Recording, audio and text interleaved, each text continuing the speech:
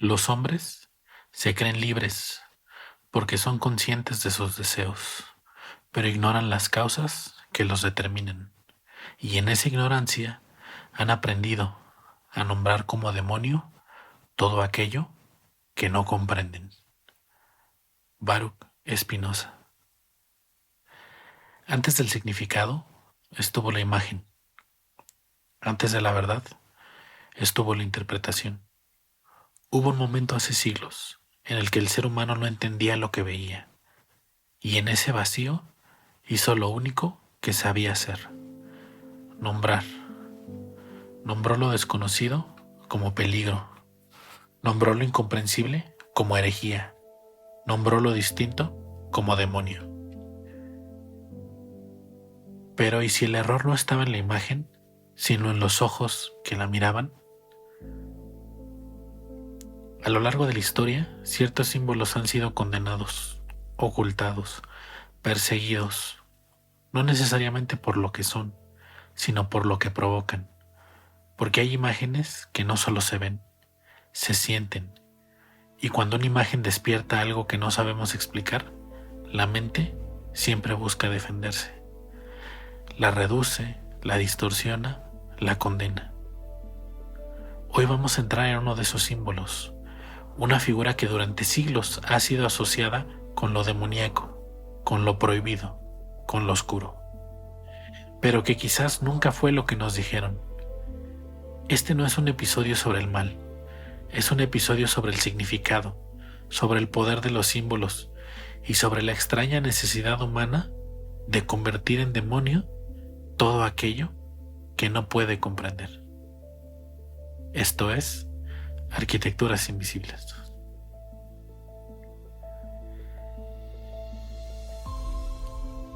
Entramos entonces después de la apertura en una sensación clara. Algo ha sido malinterpretado durante siglos. Y en el centro de esa confusión hay una imagen, una figura. Al verla provoca incomodidad inmediata, mitad humano, mitad animal, con símbolos que parecen contradecirse, y una presencia que muchos, sin pensarlo demasiado, han aprendido a llamar demoníaca. Esa es la figura del Baphomet. Pero aquí es donde empieza el problema, pues la mayoría de las personas cree que el Baphomet es una representación antigua del diablo, cuando en realidad la imagen que hoy conocemos no es medieval, pues fue dibujada en el siglo XIX por Eliphas Levi, un ocultista y pensador francés que intentaba hacer algo muy distinto a lo que muchas personas imaginan. No estaba invocando al mal, no estaba promoviendo un culto oscuro, estaba intentando traducir una idea compleja en una imagen. Una idea que venía de tradiciones esotéricas, filosofía hermética y simbolismo antiguo, la reconciliación de los opuestos, la unión entre lo material y lo espiritual, el equilibrio entre fuerzas que a simple vista parecen irreconciliables. Sin embargo, esta historia no empezó con Levi, porque el nombre Baphomet ya existía mucho antes de que esa imagen fuera creada. Aquí es donde entramos en uno de los episodios más polémicos de la historia medieval. A principios del siglo XIV, la Orden del Temple, una de las instituciones más poderosas de la cristiandad, fue abruptamente perseguida, arrestada y posteriormente desmantelada. En el año 1307, bajo órdenes del rey Felipe IV de Francia, cientos de templarios fueron detenidos. ¿El motivo? Una serie de acusaciones graves: herejía, blasfemia, rituales secretos y entre ellas la adoración de una figura llamada Baphomet. Pero aquí es donde la historia se vuelve aún más turbia, pues muchos testimonios fueron obtenidos bajo tortura. Las descripciones del supuesto Baphomet eran inconsistentes, contradictorias y en muchos casos absurdas. Algunos hablan de una cabeza, otros de un ídolo, otros ni siquiera sabían qué era. Historiadores modernos han coincidido en algo clave respecto a este periodo. No existe evidencia sólida de que los templarios realmente adoraran a una entidad llamada Baphomet. Entonces, ¿de dónde vino el nombre? Algunas teorías sugieren que podría ser una corrupción lingüística de Mahomet, o mejor dicho, Mahoma, utilizada en la época medieval para referirse de forma despectiva al Islam.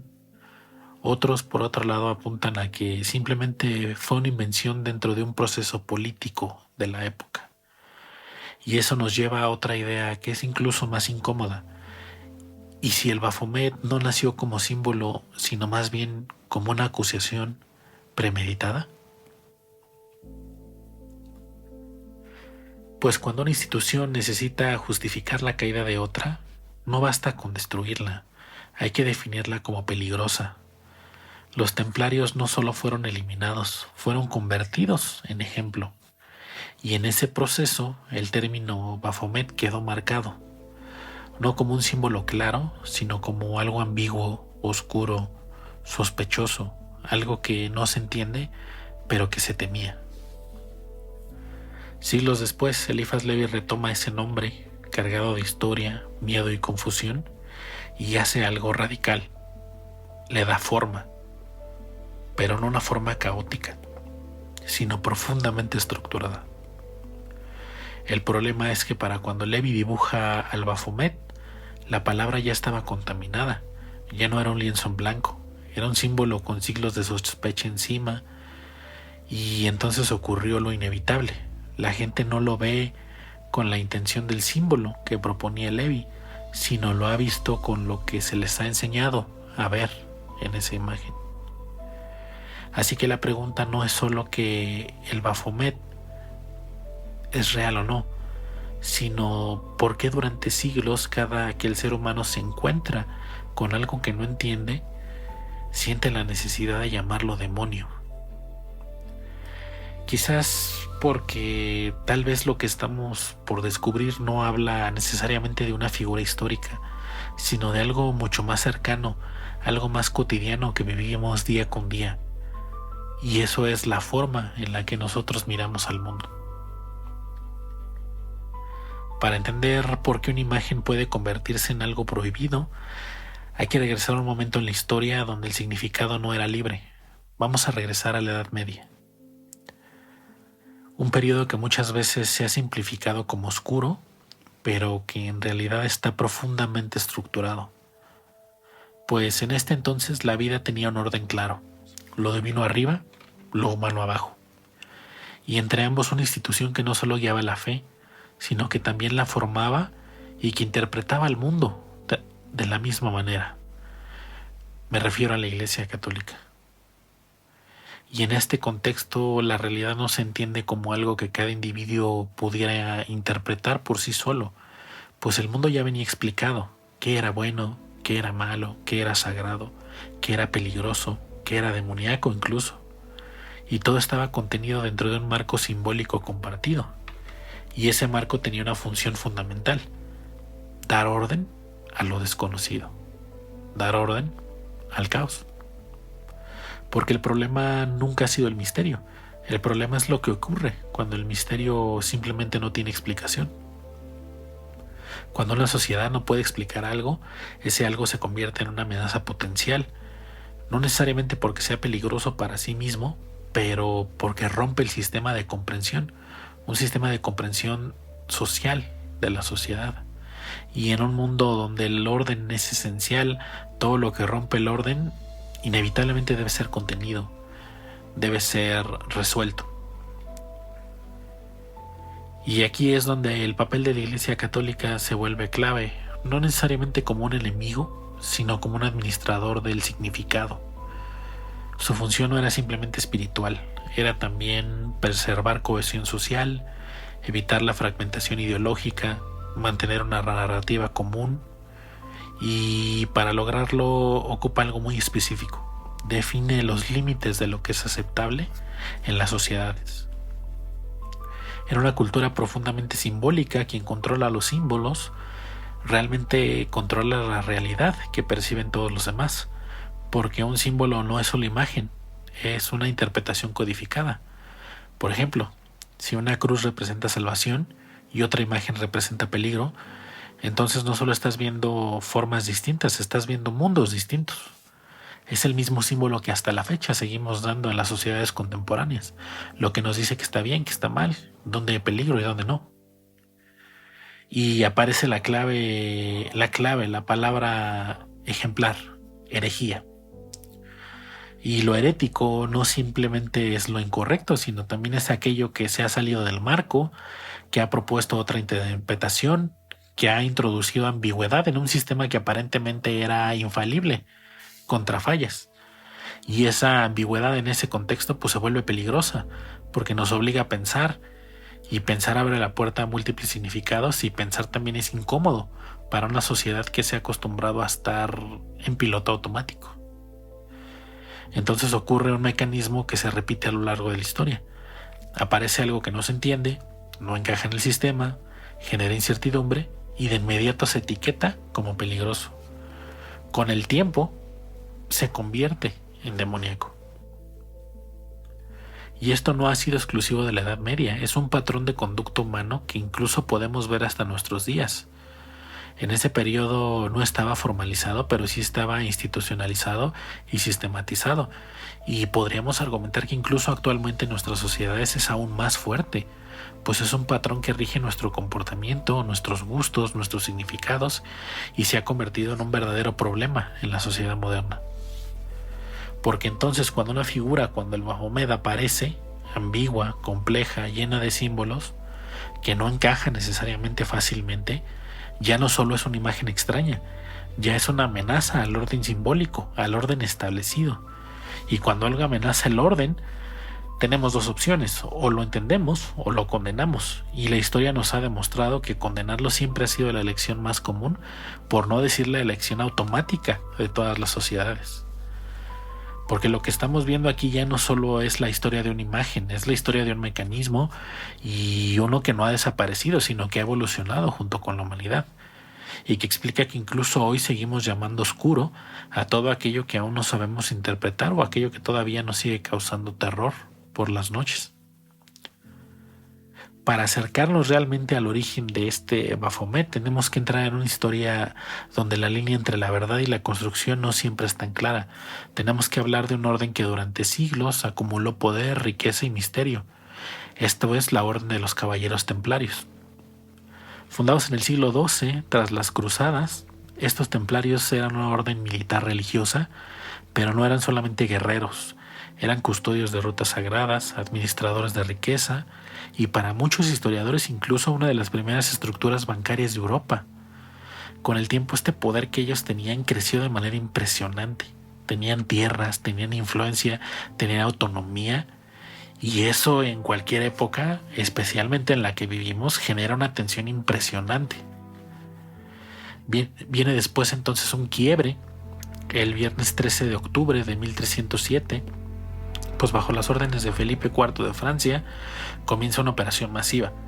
Los templarios son arrestados simultáneamente en toda Francia, y el cargo que se les ponía encima no era menor, era un cargo político, y era un cargo súper efectivo: herejía.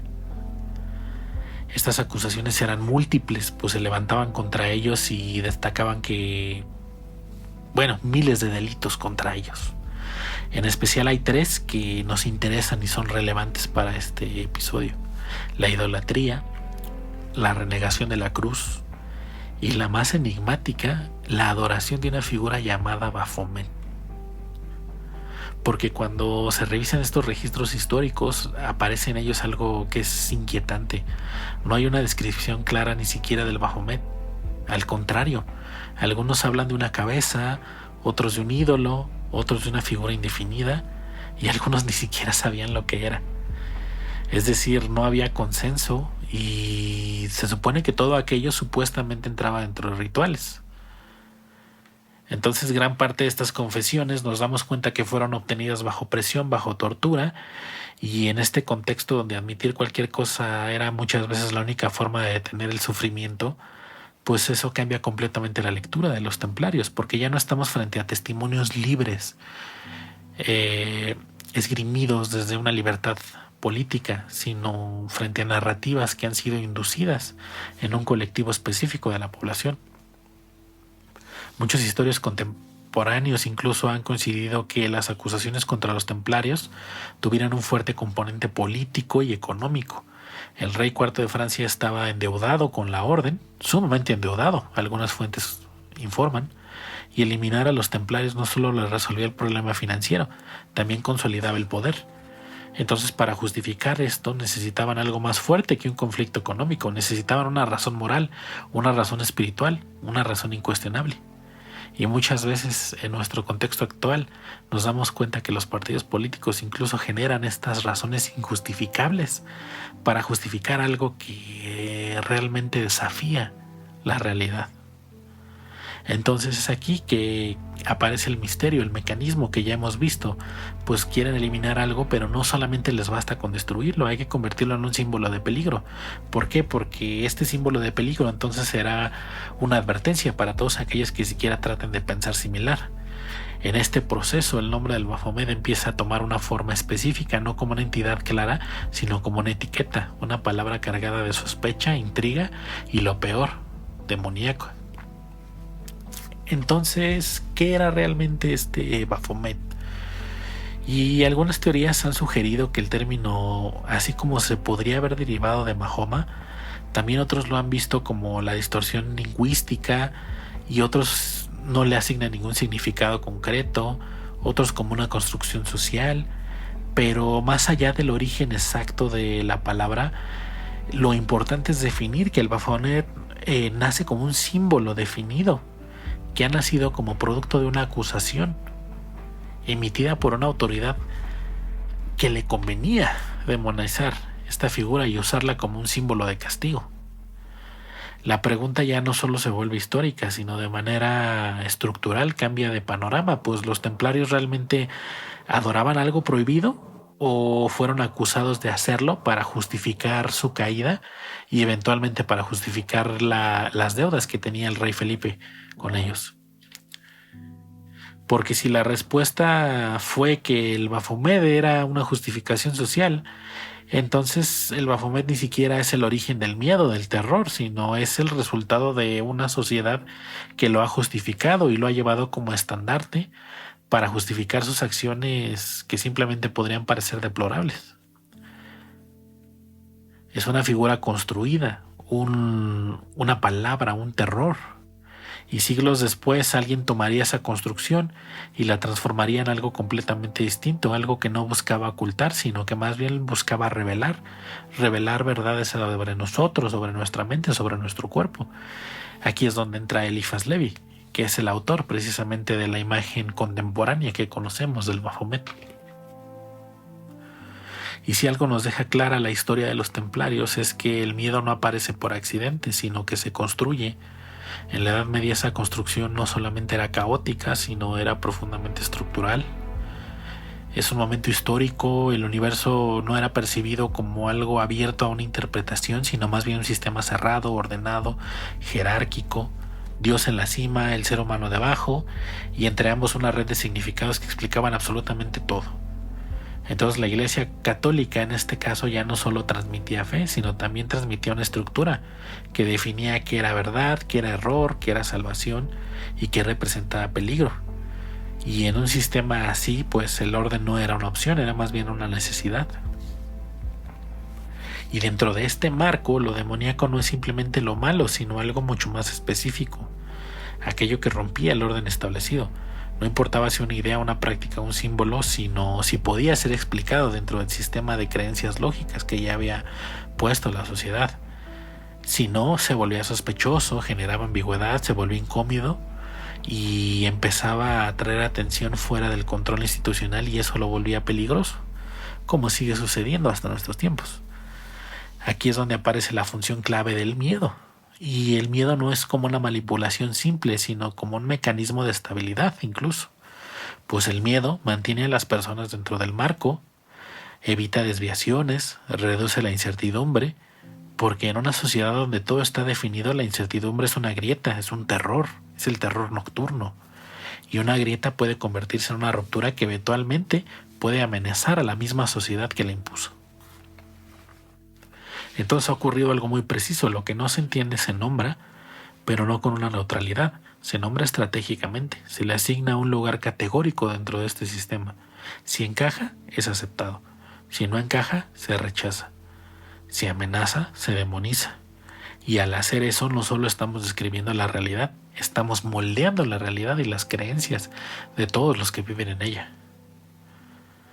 Esto nos lleva a una idea que puede incomodar, pero que es fundamental que se diga en este momento, y es que el demonio no solo es una figura religiosa, es una herramienta de control social, una forma de señalar límites, de decir hasta aquí es seguro, más allá es peligroso. Y eso tiene una función muy clara: mantener una cohesión, un control sobre la sociedad. Pero todo sistema tiene un costo, y en este caso pues el costo era muy alto, y todo aquello que no podía ser integrado era expulsado. Ideas, símbolos, prácticas y en algunos casos hasta personas, como sucede en nuestra sociedad contemporánea. Y ahora, con esto en mente, la historia del Baphomet se vuelve todavía más clara y más representativa, pues no estamos viendo una figura que fue analizada y comprendida, estamos frente a una figura que no encajaba, que no podía ser explicada fácilmente y que por lo tanto fue colocada fuera del sistema. Y una vez que algo quedaba fuera del sistema, solo había una categoría disponible: lo demoníaco. Y todo esto no se quedó en la Edad Media, no siguió, pues el mecanismo sigue existiendo. Cada vez que algo desafía nuestra forma de entender el mundo, sentimos la necesidad de clasificarlo rápidamente, de reducirlo, de etiquetarlo, de empaquetarlo. Y aquí es donde todo esto se conecta, pues el demonio no siempre representa el mal, a veces representa el límite de lo que una sociedad puede comprender, o incluso de lo que está dispuesta a comprender, o de lo que se le permite comprender. Y entonces, siglos después, cuando Eliphas Levi retomaba al Baphomet, no solo estaba trabajando con un símbolo limpio, estaba trabajando con algo que ya había sido teñido, deformado, condenado. Y lo que hace él no es necesariamente destruir ese significado, pero convierte en algo más radical, lo reinterpreta a su manera y lo reinterpreta con sus creencias. Después de siglos de acusaciones y significados impuestos, el Baphomet llega al siglo XIX convertido en algo todavía más difuso, no en un símbolo claro, no en una imagen definida, sino más bien como una sombra cargada de sospecha. Pues aquí es donde aparece Levi como figura clave. Y a diferencia de lo que muchos creen, Levi no inventa el Baphomet desde cero. Lo que lo hace de manera más interesante: toma el nombre que ya estaba contaminado por la historia y le da su estructura simbólica.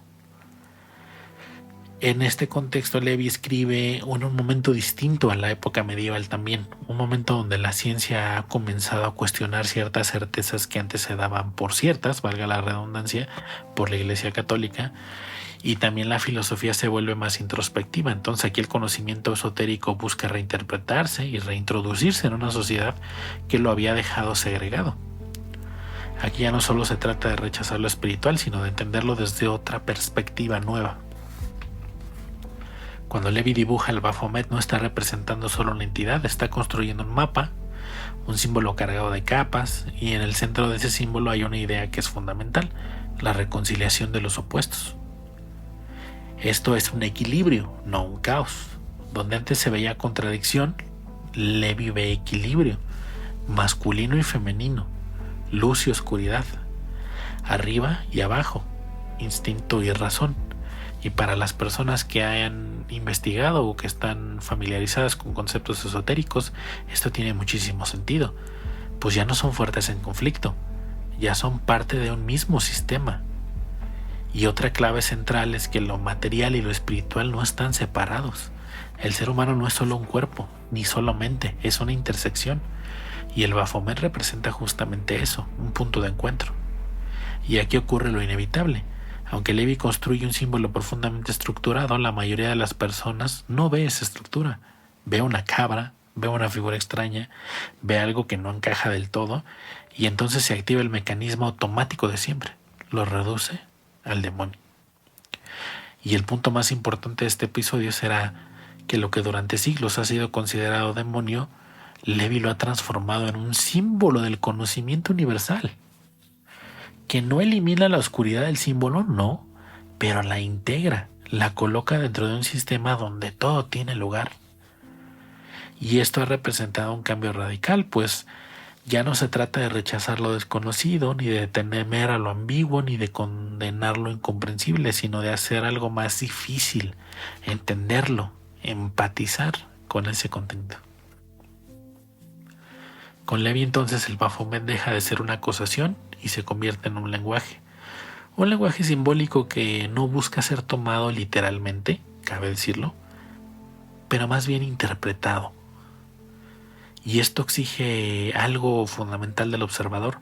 No basta solo con mirar, hay que aprender a leer entre líneas, porque un símbolo como este no te dice qué pensar ni te obliga, pero sí te lleva a pensar en estas cosas específicas de dualidad, de empatía con los símbolos. Y es justo aquí que este episodio entra en su parte más profunda, pues si el Baphomet no es un demonio, sino un sistema de símbolos, entonces la pregunta ya no es solamente qué representa, sino cómo lo interpretamos y cómo lo interpreta cada ser humano sobre la Tierra incluso. Y para entender esto vamos a empezar a descomponerlo. Hasta ahora hemos hablado de la historia, de acusaciones, de reinterpretaciones, pero en este momento todo deja de ser abstracto y se vuelve más visible, porque el Baphomet ya no es solo una idea suelta, es una arquitectura simbólica, y cada elemento está colocado con una intención específica.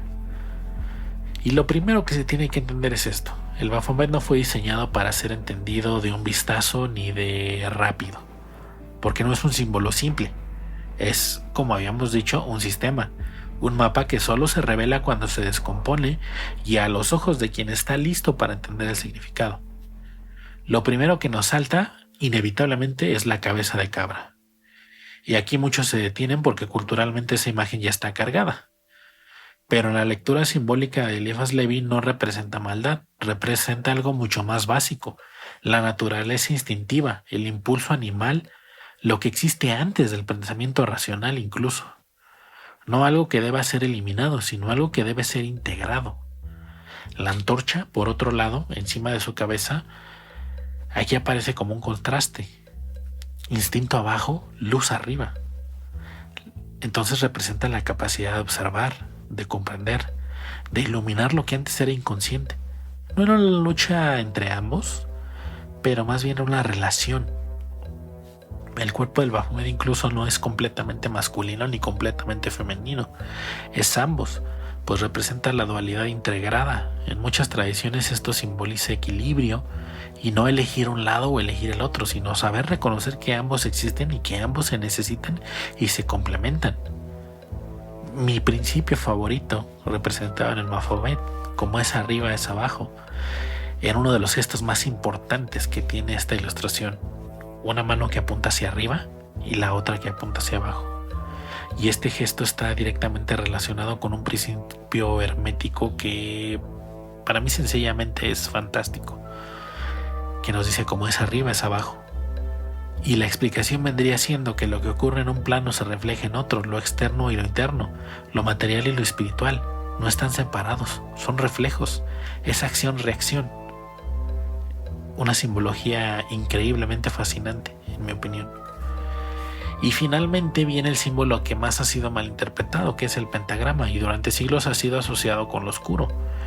Incluso en muchas tradiciones el pentagrama representaba orden, equilibrio, estructura y la forma en que los elementos se organizan.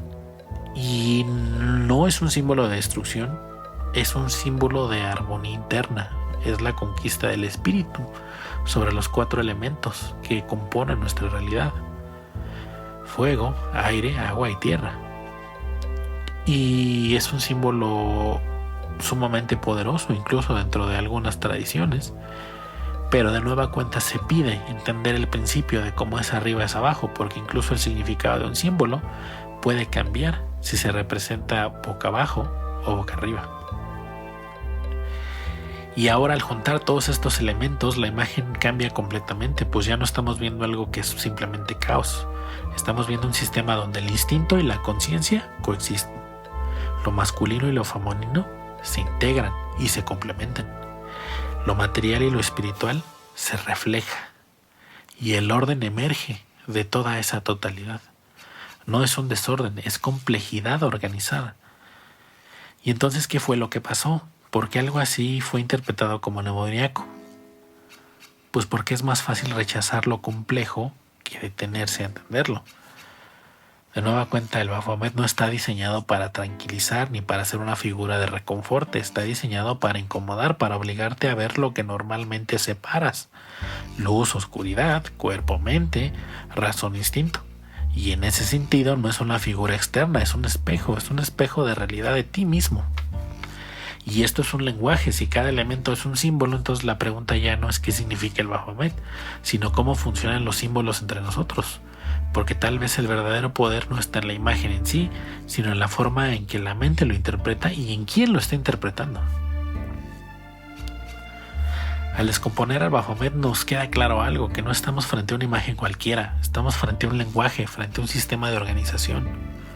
Pero un lenguaje que no usamos todos los días, no es literal, no es directo, es simbólico, interpretativo.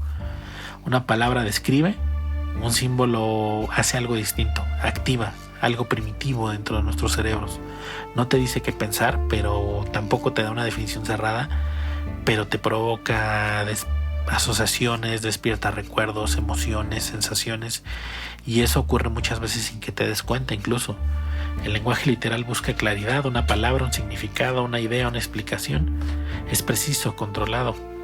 Y el lenguaje simbólico funciona diferente: una imagen, múltiples interpretaciones, un símbolo, diferentes capas de significado. No es cerrado, es expansivo. ¿Y por qué funciona así? Pues porque no está diseñado para la mente racional, está diseñado para algo mucho más profundo. Gran parte de lo que se percibe no pasa por un análisis consciente, se filtra, se interpreta automáticamente, y ahí es donde este símbolo tiene poder, porque no necesita permiso, necesita ni explicación, entra directo a nuestro subconsciente. Y esto cambia algo fundamental, pues no vemos el mundo tal como es, lo vemos a través de símbolos. Todo lo que entendemos, ideas, valores, conceptos, ética, moral, está mediado por representaciones, por imágenes internas. El símbolo funciona entonces como un puente entre lo invisible y lo invisible, y es consciente de lo inconsciente, lo que sabes, lo que intuyes, y por eso a veces una imagen puede impactarte incluso más que 1000 palabras, porque no pasa un filtro lógico, llega directo al subconsciente. Ahora, con esto en mente, pues la reacción del Baphomet se vuelve más clara. No es solo lo que ves, es lo que el símbolo activa dentro de ti: cultura, historia, miedo aprendido, asociaciones previas, trauma. Y aquí esta idea central: el símbolo pues no tiene un significado fijo exactamente, tiene un efecto. Y ese efecto depende de quién lo mira, desde dónde lo mira, de quién ha aprendido a ver y quién no, de quién lo está convocando, etc, etc. Esto no solamente es exclusivo del Baphomet, sucede todo el tiempo con banderas, logotipos, palabras, imágenes. Vivimos rodeados de miles de símbolos que significan distintas cosas para distintas personas y que constantemente están moldeando nuestra percepción de la realidad. Entonces, si los símbolos tienen ese poder y si pueden activar ideas y emociones y percepciones, entonces hay algo más profundo que no estamos viendo, algo que usamos todos los días y que rara vez cuestionamos: el lenguaje mismo. Porque tal vez no solo estamos interpretando símbolos, estamos hechos de símbolos. Si los símbolos activan y moldean la forma en la que percibimos el mundo, entonces hay una pregunta que se vuelve inevitable: ¿qué pasa con el símbolo más cotidiano de todos, la letra? El lenguaje. Estamos tan acostumbrados al lenguaje que dejamos de verlo. Leemos sin pensar, hablamos sin cuestionar, y cada letra es un símbolo, una forma, un trazo que representa un sonido, y ese sonido a su vez representa una idea. Cuando juntamos letras formamos palabras, cuando juntamos palabras formamos estructuras gramaticales, y estas estructuras no solo describen nuestra realidad, también la organizan y nos afectan día con día. El lenguaje entonces no solamente es un espejo, es un filtro por el que pasa todo lo que vemos y cómo percibimos el mundo. Entonces, cuando nombramos algo, por ejemplo, no solo lo estamos identificando, lo estamos limitando, le estamos dando un contorno, una categoría, una interpretación específica. Y esto tiene consecuencias profundas, porque si todo lo que pensamos está mediado por el lenguaje, entonces no pensamos en la realidad, pensamos en las versiones de la realidad que cada persona tiene en su cabeza. Versiones construidas con símbolos, y símbolos que existen para todos en la realidad, pero que son interpretados de miles de maneras distintas. El lenguaje define lo que puedes pensar, no solo en contenido, sino en probabilidad y en posibilidad. Si no tienes palabras para decir algo, pues simplemente te cuesta percibirlo y te cuesta entenderlo. También define cómo has visto al mundo. Si dos personas pueden observar lo mismo y entender cosas completamente distintas, y no necesariamente porque la realidad cambie, sino porque el lenguaje interno cambia. Y aquí nos vamos a algo todavía más profundo que todo esto. Porque también define quién crees que eres. Las palabras que usas para describirte no solamente son neutrales, construyen una narrativa alrededor de ti. Y esa narrativa termina convirtiéndose en tu identidad y termina generando la realidad en la que vives. Ahora, si conectamos todo esto con la Edad Media, símbolos, demonización, interpretación, todo lo que hemos visto a lo largo de este episodio, quien define las palabras, podríamos decir que entonces define la realidad compartida. El caso del demonio, la palabra no solo es una etiqueta, es un contenedor cargada con siglos de significado, de miedo, de peligro, de rechazo. Y entonces cuando algo recibe ese nombre ya no se analiza, se descarta en automático. La idea de este episodio es clave. No solo vemos el mundo, lo interpretamos a través de símbolos. Y entre todos los símbolos que existen, las letras son los más invisibles y los más constantes, y probablemente los que más poder tengan. Porque si esto es cierto, entonces el lenguaje estructura pensamiento, percepción e identidad. No estamos usando solo símbolos, estamos viviendo dentro de símbolos. Nuestra realidad son símbolos. Y nos lleva a algo que durante siglos ha sido malinterpretado, ridiculizado e incluso temido. Un sistema que no trabaja con trucos, sino con símbolos, no con superstición, sino con estructuras mentales. Lo que algunos han llamado magia, pero no como nos la enseñaron, con varitas y conjurando hechizos al aire, sino como una forma de entender cómo funciona realmente nuestra propia mente. Cuando escuchamos la palabra magia, la mente suele irse a un lugar específico. Trucos, ilusiones, espectáculo. Pero lo que estamos a punto de explorar no tiene nada que ver con eso. Para Eliphas Levi, la magia no era un acto sobrenatural, era un sistema. Un conocimiento estructurado sobre símbolos, lenguaje, mente y percepción.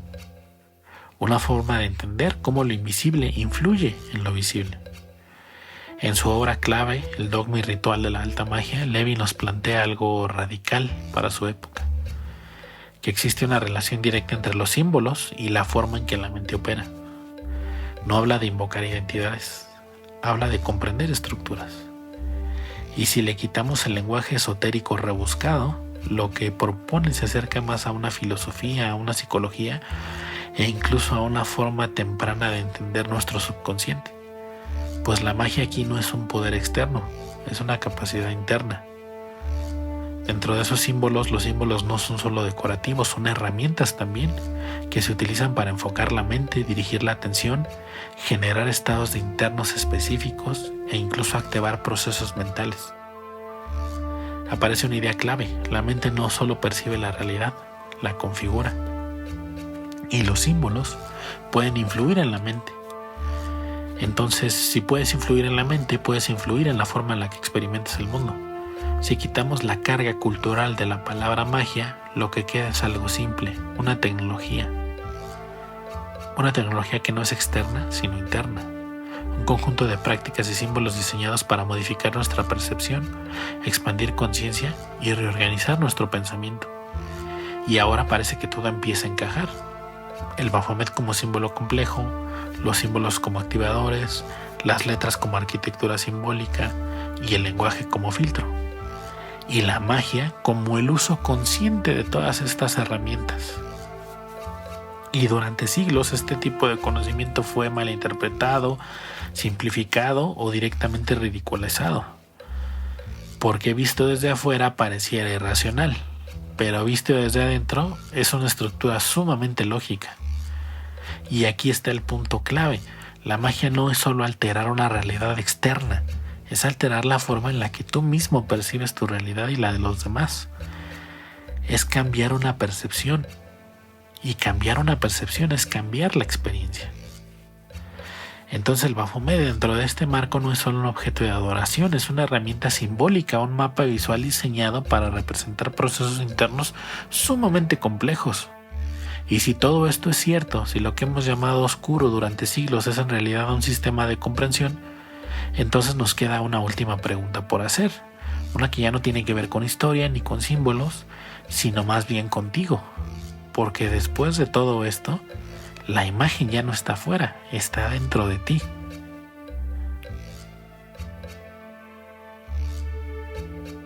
Ahora algo ha cambiado. No es la figura, eres tú. Porque ya no estás viendo una imagen aislada. Estás viendo una estructura, una arquitectura simbólica. Y lo que antes parecía caótico, ahora revela una intención.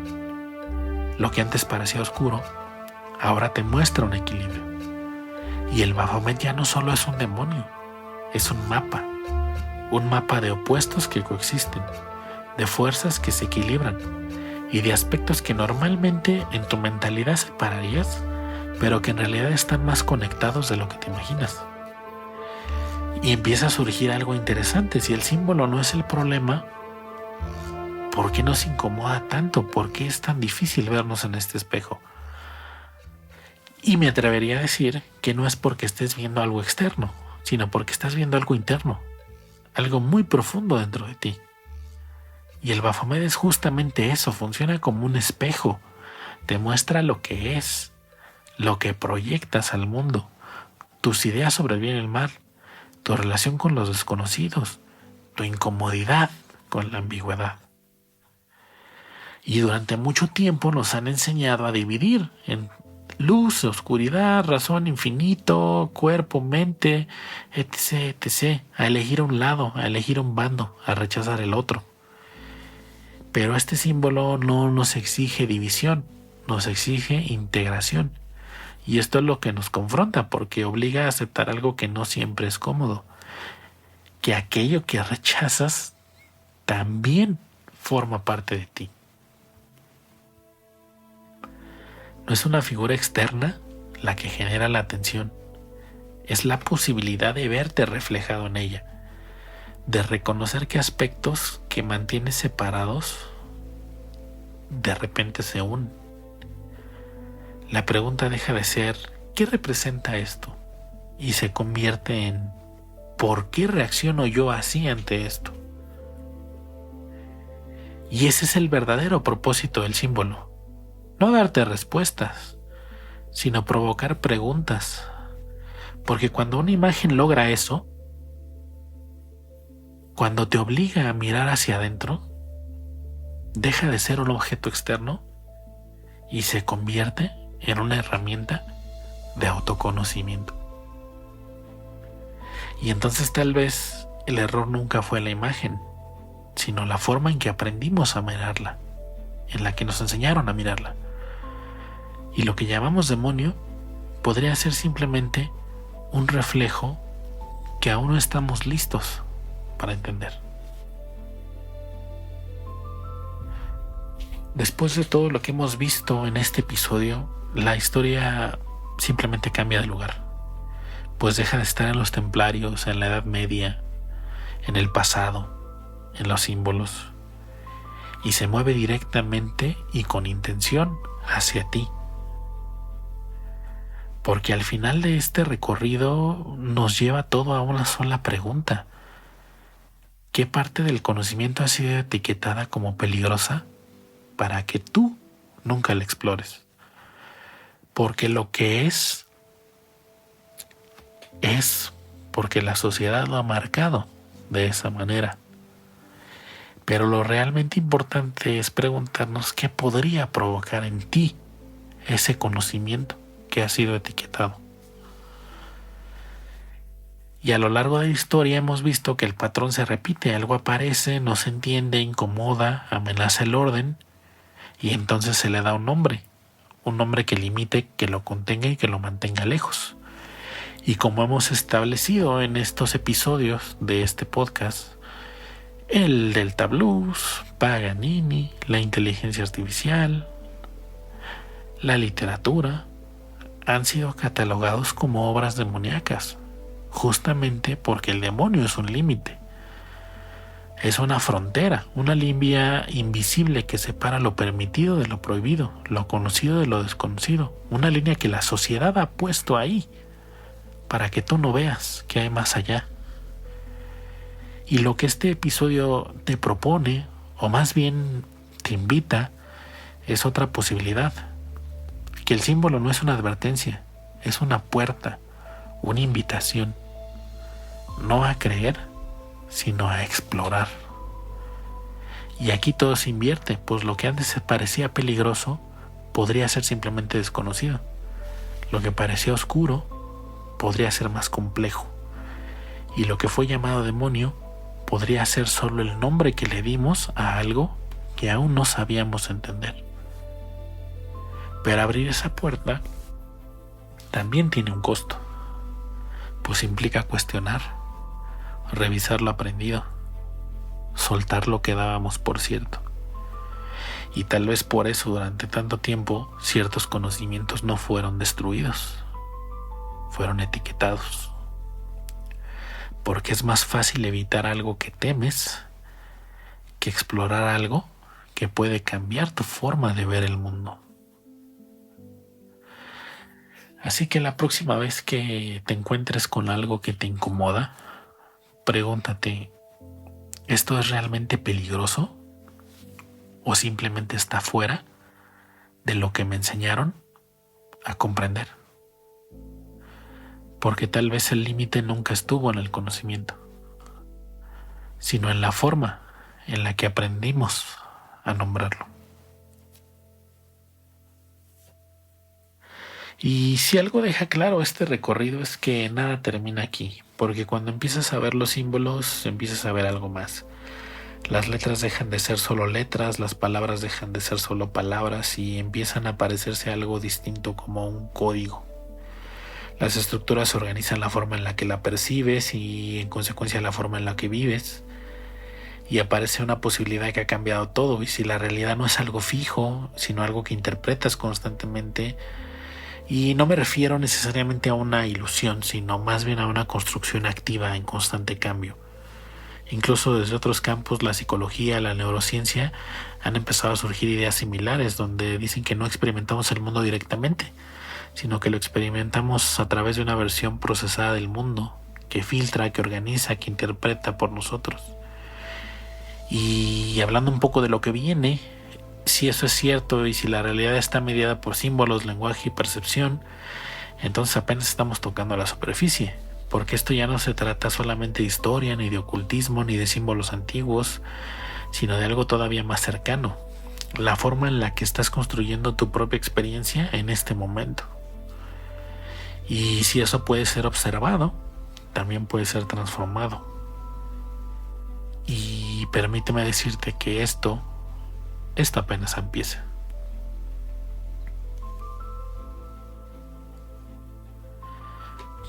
Hablando un poco acerca del siguiente episodio, antes de regresar a la música, antes de volver a la literatura, hay algo que necesitamos mirar con más precisión. Y eso es que si los símbolos construyen un significado y el lenguaje organiza la realidad, entonces la siguiente pregunta se vuelve inevitable. ¿Quién define ese lenguaje? Es por eso que en el siguiente episodio nos vamos a mover a un terreno distinto, más analítico, más estructural y también más necesario, me gustaría decir. Dentro de Arquitecturas Invisibles analizaremos un poco acerca de la obra de Pierre Bourdieu.